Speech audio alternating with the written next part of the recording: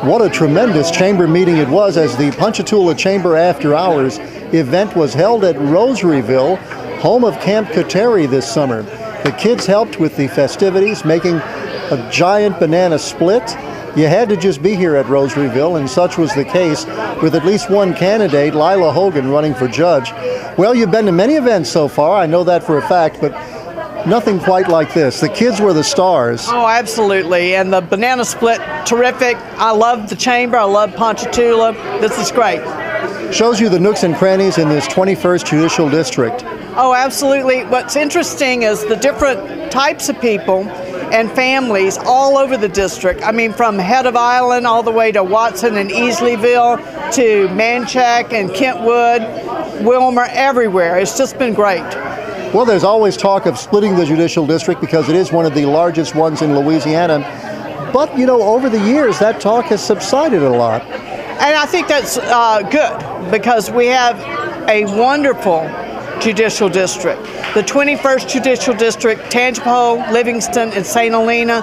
We have a great group of people. We have great 3 parish judges, district attorney, and each one of our parishes have good public officials. We all work well together. Well, for example, from where we're standing now in Wadesboro, you could walk to Livingston Parish, and there's so many friends and families that go across the parish lines.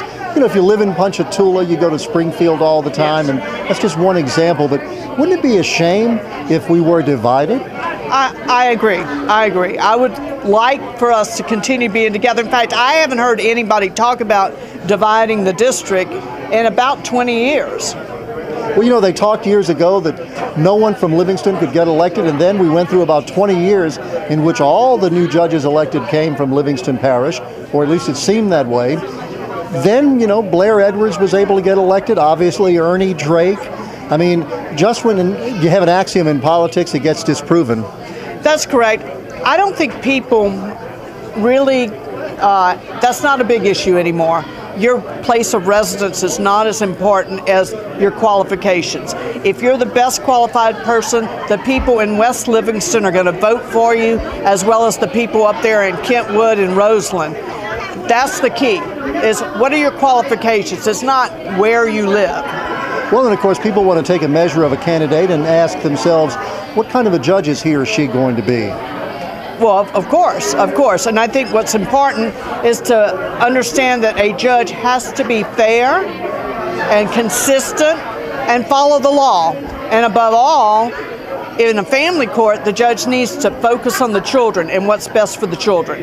In your practice, I mean, I know for a fact you have always specialized in family law, which is a little unusual because, frankly, when it comes to law, that's not where the money usually is.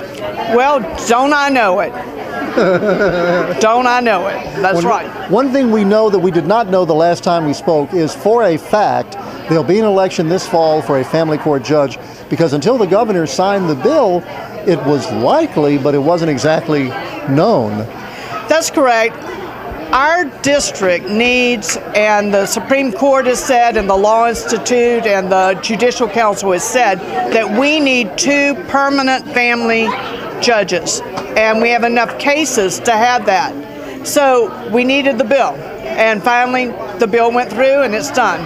So we are going to have 2 family court judges. One will be elected this fall, and the next one will be elected when Judge Wagaspack can't run again, which will be the end of next year. And if you're successful this fall, you'll have to run again in a year. I know, but usually the judges who are incumbents don't have opposition.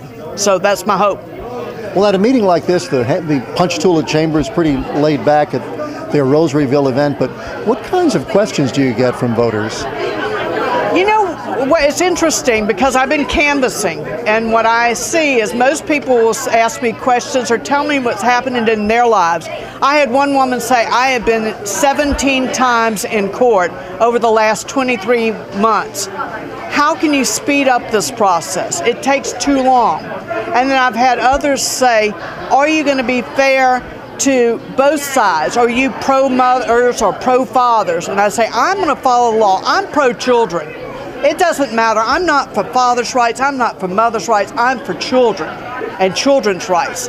And those are the kind of questions I'm getting. What else do you want to share with us? Nothing. It's just great to be here, and I appreciate the opportunity to be part of this community. And tell you what, anybody who's ever run for office, it's rough. I've learned it, but it's fun. But I had no clue. What it was like to actually put yourself out there and run for office and knock on doors, strangers' doors, walk into rooms and just work and meet everybody in that room. I had no idea what people went through. It is something that we need to thank everyone who's ever run for office, because they're doing a service. They're putting themselves forward for the voters. And the voters, and thank goodness we have an election process that we can get good judges, and the people will care.